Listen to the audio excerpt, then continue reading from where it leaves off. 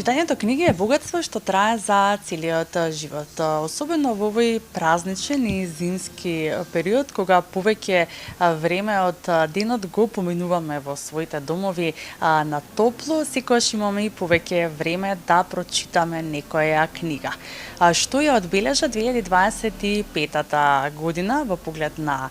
книгите и литературата и што е актуелно во овој период? Како и предлог книги кои што можете да ги прочитате токму за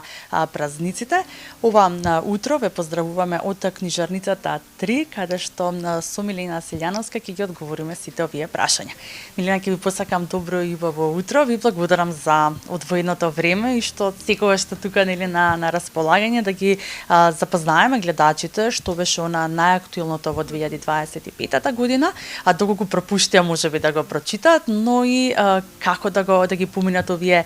зимски студени денови пријатно во својот дом со добро четиво.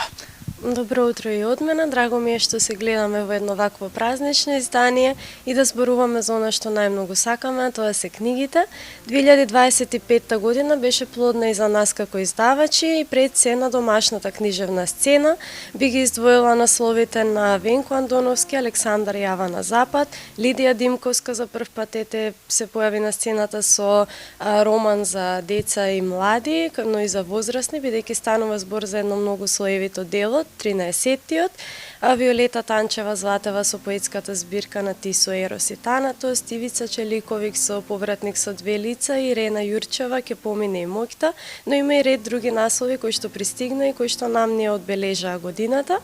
Исто така и преводната литература, која што е мощна и актуелна и која што е денешната наша препорака, бидејќи Замрзнатата река, романот што пристигна минатата недела, ни внесе на надежна и надежен период, бидејќи гледаме дека кај луѓето се уште постои возбуда кога стигнува некоја книга што е актуелна на светските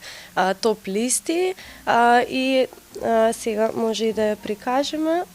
Станува збор за еден роман што е историска фикција, меѓутоа е базирана на вистинска приказна за една бабица која што во времето во кое што жените не смееле да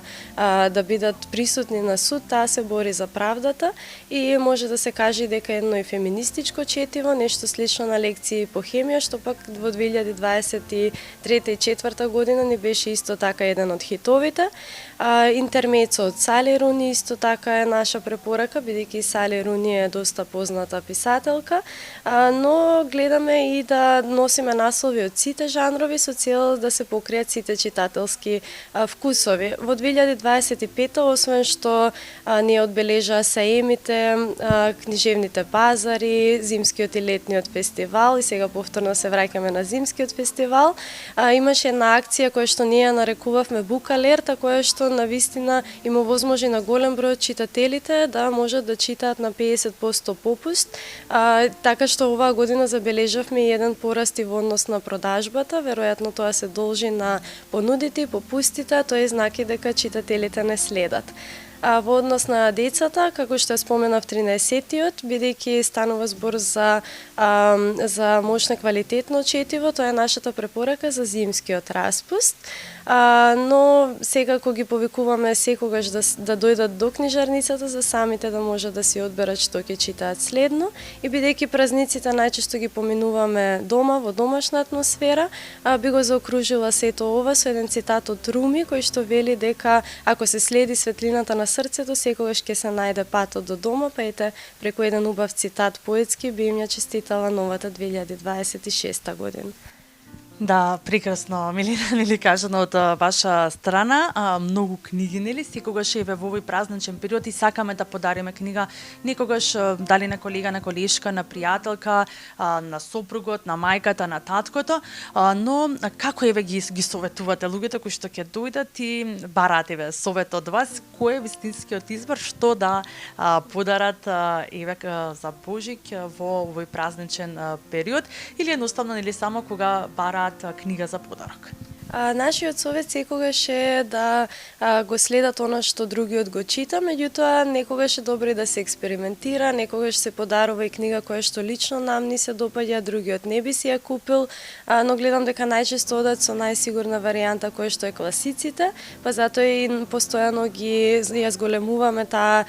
едиција безвременски, ни пристигне и број 13 што се раскази за духови, исто така мислам дека е пригодно за зимскиот период, кога рано се стемнува, кога имаме повеќе време за читање и за посветување. А во однос на подароците, нели е добро познато она дека книгата е подарок што секогаш се отвора одново и одново и мислам дека е совршен начин да покажеме некому колку го знаеме. Така што преку изборот на книга ние најдобро знаеме ни што поминува другиот во моментот, некогаш можеби е вистинскиот избор и популарна психологија или медицинска психологија како Габор Мате, што некому можеби ќе му го покаже патот, или Година со Ентони де Мело, кој што е еден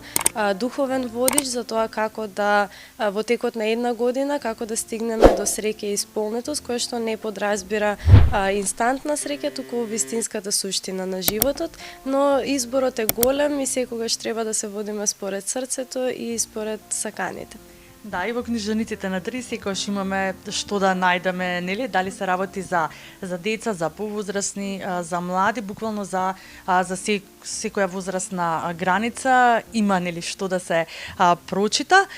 и секако што е она што можеме да го очекуваме во оваа нова 2026 година. Очекуваме уште еден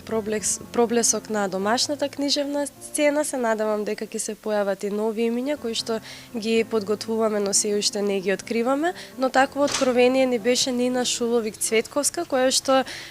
неодамна излезе со книгата Во тивка самотна ноќ, која што ни покажа дека авторите и кои што се уште не ни се познати можат да ни донесат на вистина една голема свежина, па се надевам дека ќе има нови такви наслови и во 2026. Би им кажала и на гледачите дека секако ја следиме книжевната сцена и дека секогаш може да ни се обратат со нивни предлози и секако ги следиме и класиците. Сакаме да ја пополниме таа дупка бидејќи има голем број на помалку познати класици кои што се уште не се достапни кај нас, а тоа е мощно значајно. И секогаш може да ни пристапат и да ни кажат што би сакале да читаат, затоа што желбата на читателите е нашата главна водилка. Да, преубаво и секако ќе ги поканиме, нели, сите да дојдат во 3 и да ги искористат сите овие попусти кои што ги имате и да си одберат пред се подарок за себе, но и за своите најблиски и убавостите да ги поминеме овие зимски, студени и празнични денови. Ти благодарам, Елена, на одвоеното време. Благодарам и од мене и среќна нова читачка година.